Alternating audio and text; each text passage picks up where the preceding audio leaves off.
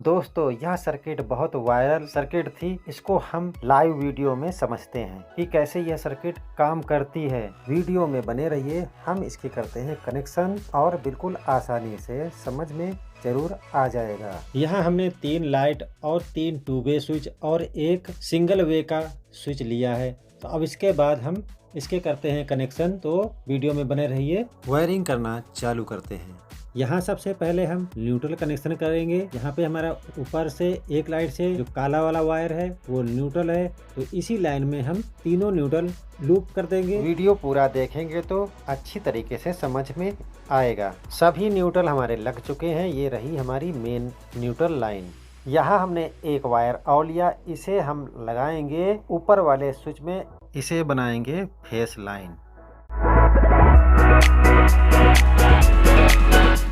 इस वायर को हमने वन वे स्विच में कनेक्ट कर दिया। ये बन गई हमारी मेन लाइन। यहाँ हमने वायर के कुछ टुकड़े और लिए। अब इन स्विचों से इस वायर को कनेक्ट करेंगे कुछ इस तरीके से।